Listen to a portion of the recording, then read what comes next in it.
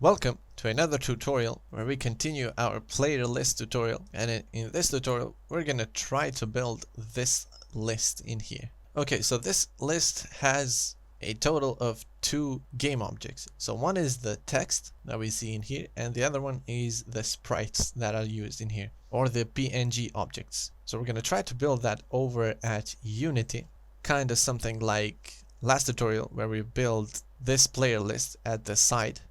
As we can see, players 0, 1, 2, 3, and 4. And now we're gonna take that into one step further and create a bigger list. The only difference is that this time we're gonna have to sort our players depending on the amount of kills that they have. So obviously the first thing that we need is a panel. Let's do that right now. And now, like the other tutorial that we built, we need a sample object to take place in here, and then use that sample object to create other prefabs.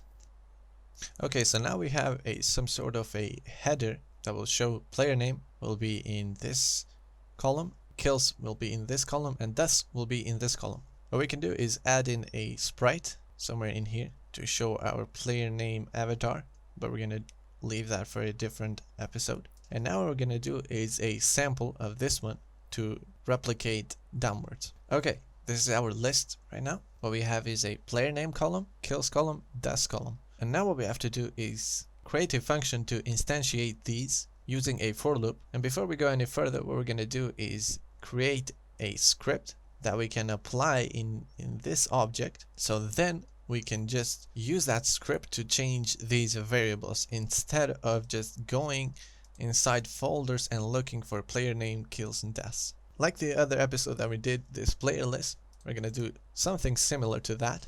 Okay, we're gonna reserve 3 texts in here, like we did in the other one. First one is obviously player name, then we have kills, and then we have deaths. Then we need a constructor to actually change these variables depending on the amount of data that we give it. So what we're gonna do is say public void set player list, and here we're gonna take 3 string parameters, so player name, kills, and deaths. And then what we're gonna do is take the value from here as a string variable and give it to this text field. So since we're saving the kills as a integer value, what we have to do is say kills dot text is equal to kill dot toString, and that will convert this integer value into a string value. And we're gonna do the same for deaths. Okay, now we have 3 placeholders for player name, kills, and deaths. We drag and drop these texts, and now we're done with this sample prefab. After you're done with this sample prefab, drag the tab list sample prefab and make a prefab of it. Now delete it from here, and let's go to the game manager.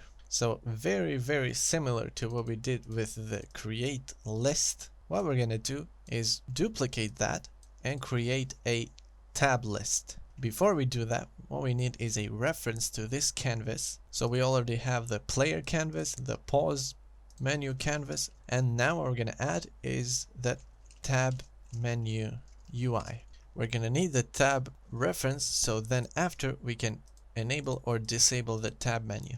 So similar to what we did in here, all we did is use a for loop, created a game object from that prefab, and then changed the variables. So local scale, local position, and then we changed the parent game object. So what we're gonna do now is copy this code and use it for the tab menu UI. And now you might have guessed that we need a parent game object to attach this to, so this folder. And after creating the folder for that, what we need is the actual prefab, like we have in here, player list prefab. Okay, what we have in here is a reference y position, so we can actually sort the list. And the last parameter in here is where we set up the player name into that list. Similar to that, in here what we have is a tab list prefab. So we're gonna have to reference this script, and inside that script we have a set up player list. So we're gonna do that. This obviously takes 3 parameters. Okay, so it takes a name, the kills, and the deaths. So we're going to create this tab menu in the awake function. And then obviously we need a way to display that. So we're going to use a input.getKeyDown. So if the getKeyDown.tab is pressed, we want to display this. So the way we're going to display it is by obviously turning on that game object. So we have this tab menu, and what we're going to have to say is tab menu UI.setActivate.true. And then what we're going to ask if that getKeyUp.tab is equal to true, we want to set this to false. Don't forget to drag in your prefabs. Instead of asking getKeyUp keycode.tab, what we're going to say is simply else. That means we have lifted our finger from the tab key and we can set this tab menu into false.